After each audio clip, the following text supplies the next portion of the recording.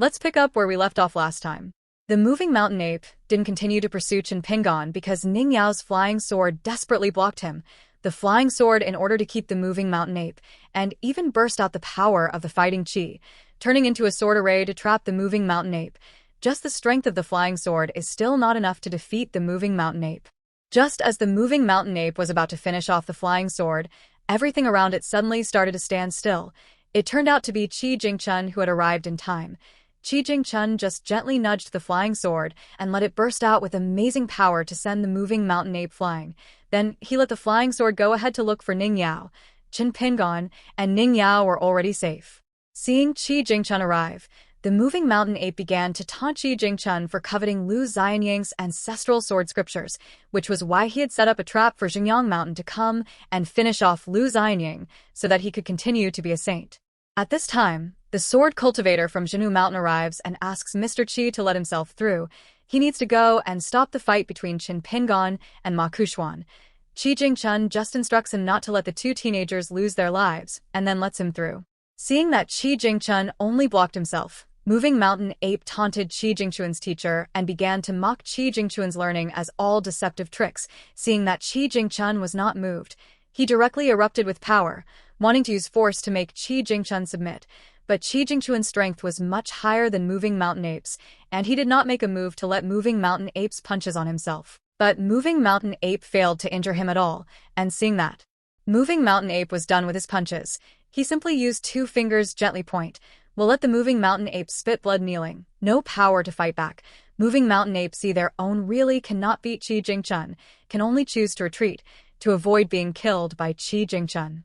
On this side of the immortal grave, the sword cultivator from Jinwu Mountain appeared in the middle of them when Chen Pingan was about to lay his death hand on Ma Kuxuan, preventing the two of them from having a life and death duel, and he also promised Chen Pingan that he would make Xingyang Mountain and the Moving Mountain Ape give up their pursuit of Chen Pingan and Ning Yao, and that if Chen Pingan didn't believe him, he could also wait until he recovered from his injuries and come to Jinwu Mountain to seek revenge on himself, and then he took Ma Kuxuan and left with him. Qi Jingchun also came to the immortal grave after he finished dealing with the moving ape and met Chen Pingan and Ning Yao. He told Chen Pingan 2 things. One is that he has finished dealing with the moving ape, and the moving mountain ape will soon leave the town and won't make a move on Chen Pingan and Ning Yao. And the other thing is that Lu Xianyang got the help of a good man, and this good man is Chen Dui from the Yingshan clan. And it turns out that Lu Xianyang's grandparents have been guarding the tomb of Yingshan clan for 1,000 years.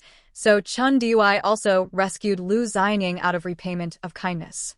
At the same time, Chen Dui also, with Wan Xiong, mentioned the deal. That is, Lu Xianyang will be brought to Yingshan clan's reading and learning for 20 years and then back to the town, to re-become Wan Xiong's apprentice. Wan Xiong has agreed to.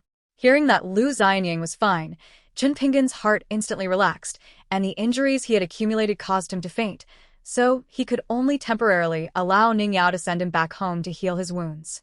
Qi Jingchun told Ning Yao that Chen Pingan's longevity bridge was interrupted by Kai Jinjian at the very beginning, and he had experienced several great battles recently. He was afraid that he would not live long, but as long as he could persist in practicing his fist and practicing a mellow fist, his lifespan could surely be prolonged. And then Qi Jingchun accompanied them for a while, and after they parted ways, he split a piece of the roadside dragon chopping table in 2, and half of it was sent to Chen Pingan's home. The other half was sent to Wan Xiong's blacksmith store to thank Wan Xiong for taking care of Lu Xianyang and Chen Pingan.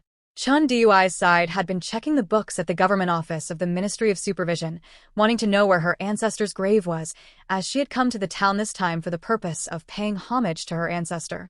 On the side of the Mountain Cliff Academy, Cui Minghuang found Ma Zhan alone, hoping that Ma Zhan could leave Qi Jingchun and not help Qi Jingchun to do things against the heavens, and also gave Ma Zhan a promise that as long as he was willing to leave Qi Jingchun, then when Qi Jingchun died, the Guanhu Academy would naturally help Ma Zhan to become the new dean of the Mountain Cliff Academy. And even though Ma Zhan made a move on Cui Minghuang, he couldn't help but be tempted inwardly and ultimately promised to leave Qi Jingchun.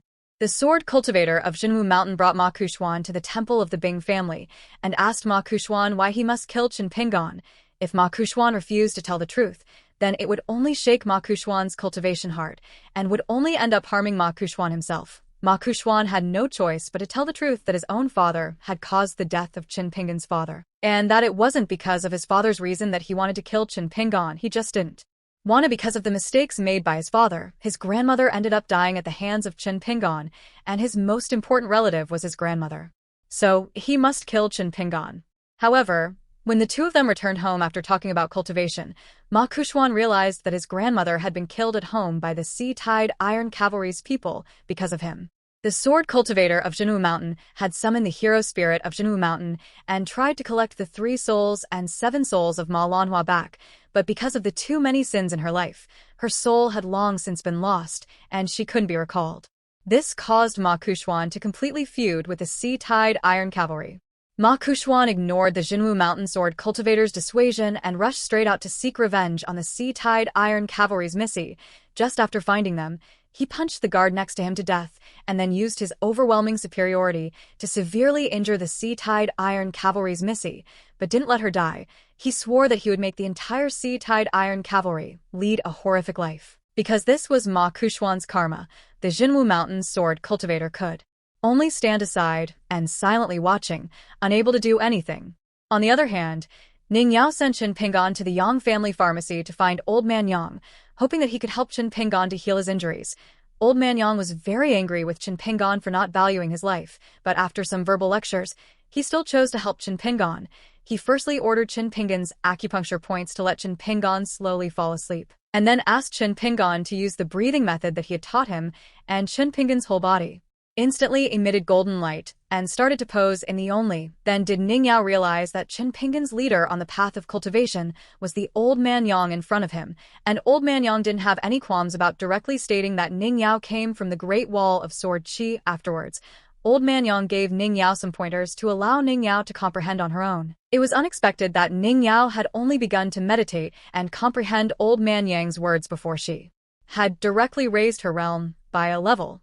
Song Chongjing received a document sent from the capital city of Dali, requesting him to leave the town within 3 days with Song Jisun, while informing all outsiders in the town that they must leave within 3 days, and that there will be a big change in the town. The Su clan of Qingfeng City also left the town at the same time with the precious armor they had obtained. Before Ma Kuxuan left the town, he took Missy, who had turned into a slave, to bury his grandmother and say a simple goodbye to her. The moving mountain ape first packed up his luggage and sent Taozi out of the town, and then came to Paiyin Mountain by himself, restored his real body, and wanted to move the biggest Paiyin Mountain in the town and bring it back to Jingyang Mountain. The moving mountain ape had only lifted the big mountain when Qi Jingchun appeared in front of him and demanded that he put down the Paiyin Mountain and leave at once. The moving mountain ape, who had restored his real body, didn't care about Qi Jingchun at all, and even thought of snatching away the Paiyin Mountain, which resulted in really pissing off Qi Jingchun. Qi Jingchun flicked him away with 2 fingers, forcing him to put down the Paiyin Mountain in his hand, and then hammered him hard on his chest, directly hitting the moving mountain ape hard and making him not dare to have any more actions to cross the border. And at the same time, Qi Jingchun told the moving mountain ape that if he were himself 60 years ago, the first thing he would do after leaving the town would be to step on the whole Jingyang Mountain with 1 foot, which scared the moving mountain ape not to dare to have any more actions. The backstory is even better, so we'll see you in the next installment.